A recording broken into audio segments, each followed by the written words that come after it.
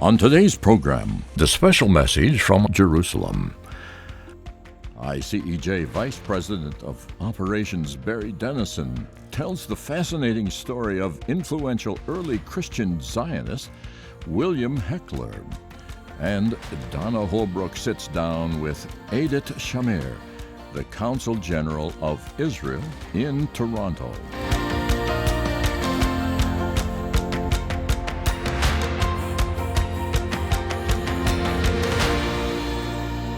Genesis chapter 21, verses 22 through 24. And it came to pass at that time that Abimelech and Phicol, the commander of his army, spoke to Abraham, saying, God is with you in all that you do. Now therefore swear to me by God that you will not deal falsely with me, with my offspring, or with my posterity, but that according to the kindness that I have done to you, you will do to me and to the land in which you have dwelt. And Abraham answered, I will swear. We are honored to interview Consul General Idit Shamir today for our Inside Israel weekly TV program within this grand hall of the Israel Consulate on Bloor Street here in Toronto. Consul General Shamir, you bring to your position as Consul General in Canada for over a year much diplomatic experience, including from your service in China, Japan, Thailand, and Cambodia. How did these remarkably diverse experiences influence you in your role as Consul General today? Thank you. It's such a pleasure speaking to you and meeting you again, and speaking to your audience, such great allies and friends of Israel. I really appreciate this. I think diplomacy is diplomacy. Wherever you are facing different challenges, different cultures, different priorities, but you use the same tools to make the relationship stronger, to tell the story of Israel, right, to create new allyship, to create partnerships, strategic, long-term, meaningful, that create content to the relationship between the countries and bring prosperity and benefits to both sides. So I think, despite what many people think, Asia is quite varied, and despite being in a few locations they're very different from each other. Maybe not as different as North America, but the same tools are being used, and I love meeting new people. I love diversity. Yes. I love exploring new cultures, and so it was very exciting for me and very invigorating. And I think it's such a wonderful job.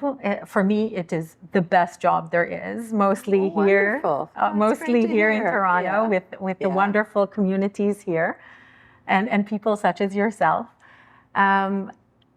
It's incredible to be able to do every day something meaningful and something new, and to create bridges between people and to make an impact. And no day is like the next. So it's very, very exciting for me. So it doesn't matter which country you're in.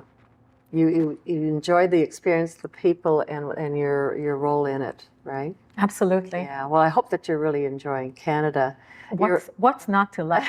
Again, well, you've been out west too. I've just been driving, to work today, and just the beautiful fall leaves. Yeah. It's breathtaking. If you can drive in Toronto and enjoy the fall leaves and not the construction and the traffic, you're doing really well. Well, I try to look at the good things, right? The good things, but it's really breathtakingly it is beautiful. Yes, their colors. And it's such a wonderful posting. I could not have wished for anything better. Wonderful. I'm so happy to hear that. Now, Consul General Shamir, you are also the mother of teenage boys. Yes. Can you share with us how you transitioned as a family and any stories you might like to share coming to Canada? I think diplomacy is more than it's a job, it's a lifestyle. And it takes a lot for a family to move together. And this is my 5th posting. The boys, it's their 4th posting. Right. So we've moved quite a lot together. I'm glad that my boys have the same kind of roaming and wanderlust as I do. Oh, wonderful. Good. And they love change. So sometimes, if like for about 6 months we didn't change we're in the same house, in the same living room, the furniture is in the same. Say, Mom, we should really change the furniture around. Really? So they're pretty creative. They are creative. Yeah. And also, I think that they are very Canadian at heart. They are... So they've acclimatized really well, have they? They were Canadian even before Canada. Oh, really? So I think this was... All right. They were very polite and enjoyed diversity and equality. And I think the values are such a good fit that it was really amazing for me to bring them to grow up. And, these are being teenagers, these are very formative years. So I think learning about male-female relationships and how do you treat others, there is no better place than Canada to do that. Great. So I'm glad they're adjusting really well. So you worked on the economic implementation of the Abraham Accords, an initiative that engendered hope and promise.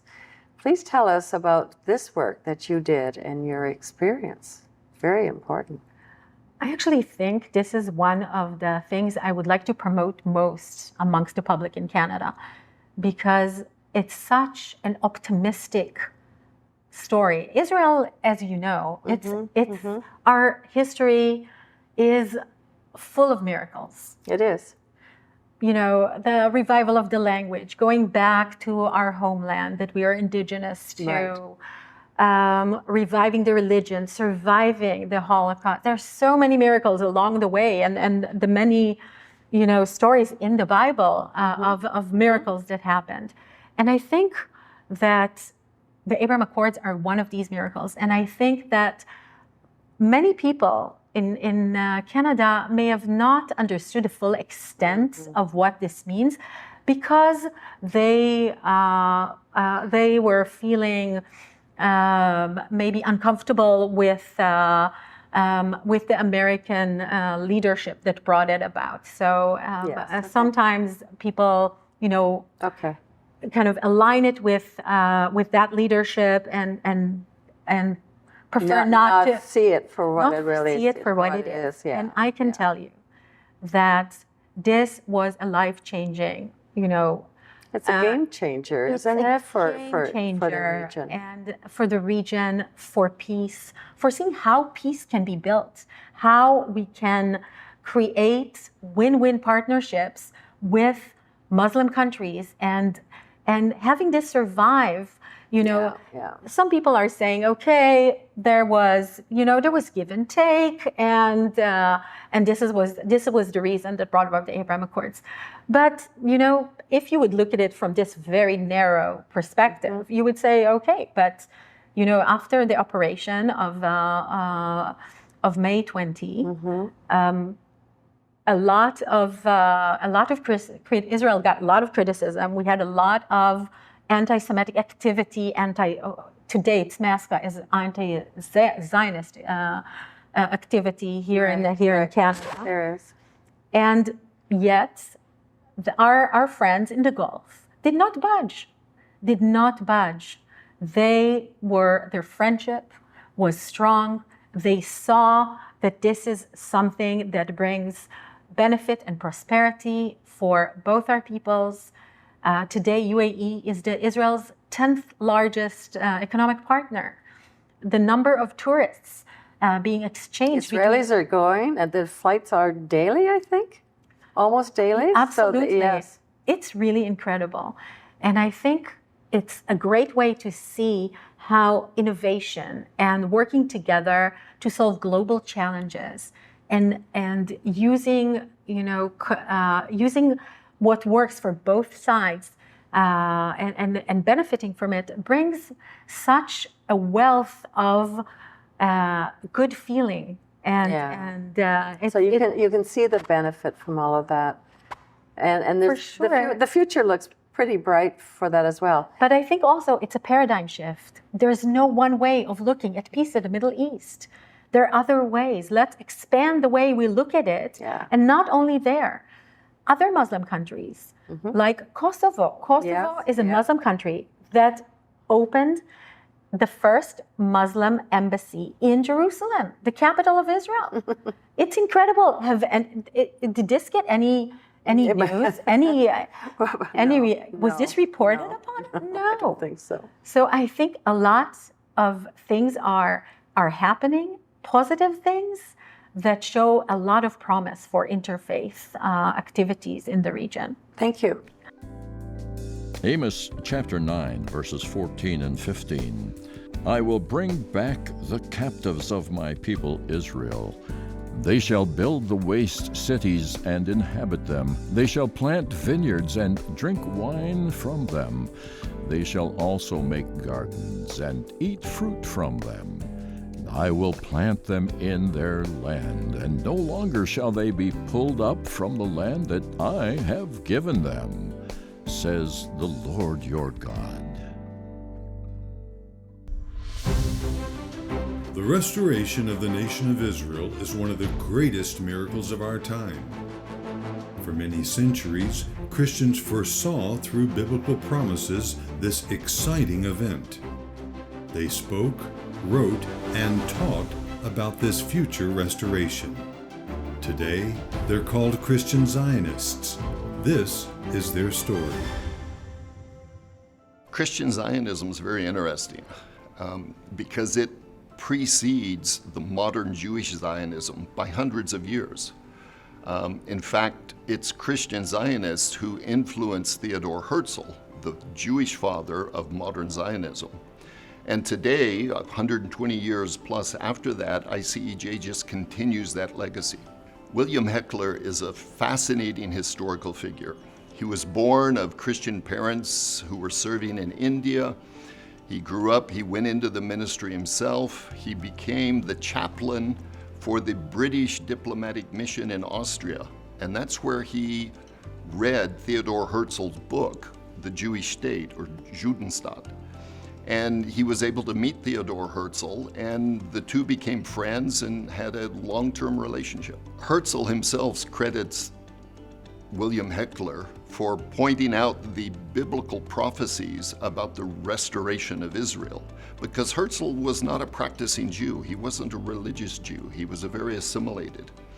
And Hechler was significant in helping guide the decision for the new nation of Israel to be in its biblical homeland and not Uganda, which was being looked at. Hechler also helped introduce Herzl to some of the royal family in Germany and encouraged him to work on developing relations with the Sultan of the Ottoman Empire. And it was the Ottoman Empire that at that time controlled this land. William Hechler's impact upon Herzl and the Zionist movement is of great impact today because Israel is in the biblical land of Israel, probably due to Hechler's influence with Herzl.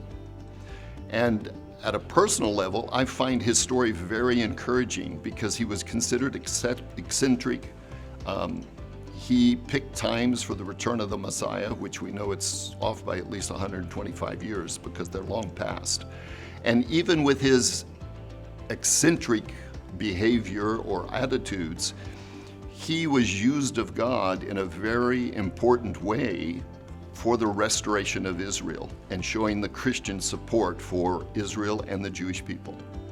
We're in Capernaum for the 42nd Feast of Tabernacles with the ICEJ, and we are here with all the nations. We have 2,000 pilgrims here.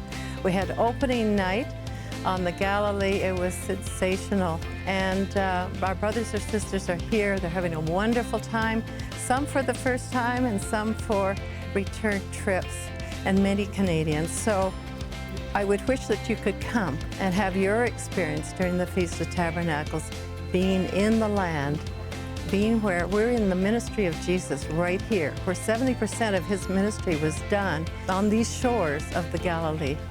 And I just want to thank you as our friends and our listeners that one day, if you haven't been here, that you will come with us and partake. Thank you.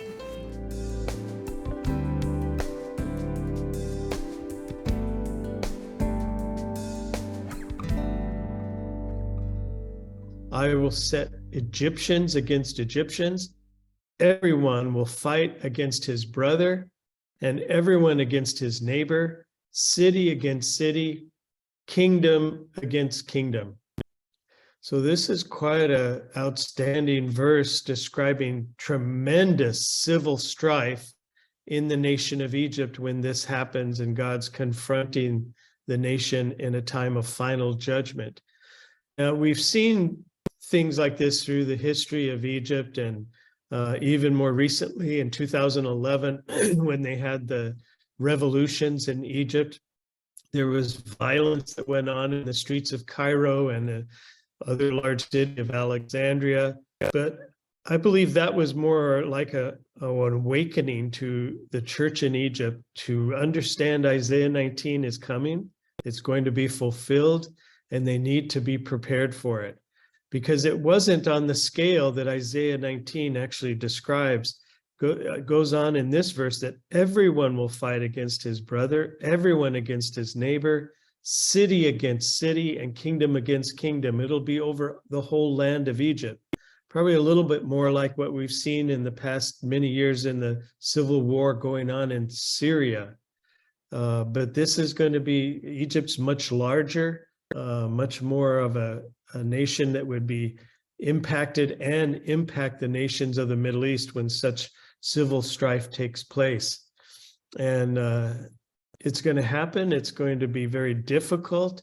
The Bible describes when that happens that, again, the hearts of the Egyptians will be disheartened. He's going right to their hearts as a people and confronting them with their pride, with their ethnocentricity as a people, thinking only of themselves and highly about themselves, to show them how much they need him and how much they don't know him. So it goes on that in that civil strife and conflict, it'll lead to a very oppressive leadership ruling over Egypt, because it says in verse 3 that rather than turning to the Lord, and I'm not going to be able to go into every verse, so I hope you're following in your own text from Isaiah 19, and that you'll go back and read it more yourself. But it says that they're going to turn to their mediums and sorcerers and consult their idols when they begin to see these things happen in the land of Egypt. Rather than turning to the Lord, they turn to their idols. And it says then he has to respond in even greater confrontation of their hearts by sending an oppressive leader to rule over them, a very cruel master and fierce king to rule over them. Now, as we study out the scriptures, I've come to understand that in the context of when this is being fulfilled before Yeshua comes, I believe that's the actual physical rule of the Antichrist over the land of Egypt, which is mentioned also in Daniel 11. If you want to look at Daniel 11 and verses 44, around there, it talks about the Antichrist conquering Egypt at that time. So Isaiah 19 makes reference to this cruel master, fierce king who will rule over Egypt. Well, that's just going to lead them to feeling so oppressed and so much in need of some kind of deliverance, which is his intent, that they would turn to him and cry out to him, and they would find him, and he would sweep in his mercy and love to save and restore them as a people. Goes on from verses 5 to 10, Isaiah 19, verses 5 to 10, and the basic focus of those verses, and again, we don't have time to go into all of that this evening, is he's describing to Isaiah a time when the river, the Nile River, will be wasted and dried up. You can read the whole context there, and what happens is such an economic collapse takes place from that environmental disaster. The whole economy of Egypt collapses because they depend so completely on the Nile River for everything, for their own livelihood and the water that they need as a nation. 95% of Egypt's population only lives on 5% of the land on either side of the Nile, because that's the only producible or arable land in the land of Egypt. The rest of the land is desert, sand. It can't be cultivated. So 95% of the people live along the Nile River, and that's where their livelihood comes from, their water, where they're able to grow crops and sustain the nation. But when the Nile River dries up, everything collapses. Their ability to grow crops and food, have water, their economy, everything that they can produce fails. And again, this goes right to the heart of the Egyptian people and their self-sufficiency, what they depend on in regards to themselves and their own land in the Nile River. And God is going to remove it in a very quick time and a dramatic way that causes them to turn to Him. So it's an environmental disaster that leads to an economic collapse. It's never happened in the whole history of Egypt that the Nile River dried up. It is referenced to in Ezekiel. It's also mentioned in Zechariah 10 that the Nile River will dry up. So it's not just Isaiah that speaks of this time. And there's multiple purposes for which God is going to allow the Nile River to dry up. One of the primary ones, of course, is for the Egyptian people to recognize their need for God and turn to Him like they never have before as a people and a nation. But also there's other reasons, and I go into detail about that in the book, and we don't have time to go into that. It does have a reference to the Jewish people and what God's doing in the end, even gathering them from the nations around to bring them to the nation of Israel. So it's amazing. So this is very key. You can sense what's happening in this dramatic time of God confronting Egypt with these end-time judgments that He's focused on the land of Egypt and its people. It's truly a burden for the land of Egypt. It goes on then after that the next verses 11 to 15 really refer to a time of political breakdown through confusion and turmoil. Hi, I'm Donna Holbrook. I'm happy to say that we're in Israel at Rahavot at the Chaim Weizmann Institute property. He was the first president of the state of Israel as a modern state. This is my segue to the Shomer, Keep of Israel, estate giving. And we had one example I'd like to share with you. Audrey Ruth Peer was one of our members who came to know about the work of the ICEJ in bringing comfort here. And she passed away as an only child and with no children of her own. She had two regrets in her life. One was that she didn't have children, and the other one that she never came to the land of Israel. So when she passed away, she left an estate, part of an estate, which was, and we've had several people give, but I talked to her friend Pat, who she knew for about 60 years, and I wanted to make certain that the funds that she had given to us would be used in a way that she would have wanted. It was not designated. So I had a list of the ICEJ aid. I shared it with her friend Pat. I said, Pat, what do you think Audrey would like, how we use her funds? And so it was decided, we went through the list, and it was decided that they met, I should add that they met at the University of Toronto in the music department. And so music was important to her, children also important to her. And so we undertook the fund and we divided it 4 ways equally. And it went to a petting zoo for children, for orphan boys near Tel Aviv. It also went to build 2 new music rooms at Bet Yosef up at Haifa, which is a very large community center. We also helped to complete a playground for another orphanage to the south of Israel. And then it enabled us to restore our scholarship for Christian young adults.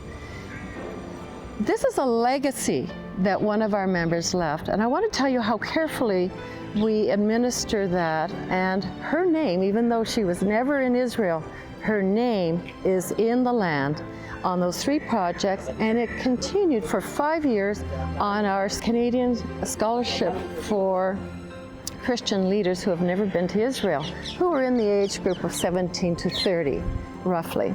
And so now we have had 5 years, times 6, 30 scholarship. These are new ambassadors back to Canada who are sharing their love of Israel and their understanding for the Jewish people. Would you consider being a shomer, keeper of Israel, in your state giving? That leaves a wonderful legacy here in Israel. I'd like to thank you.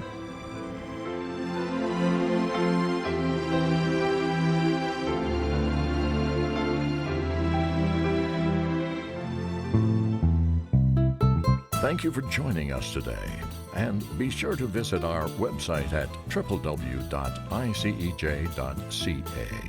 or call us at 1-866-324-9133. And for our Canadian residents, be sure to ask for your free Canada-Israel pin.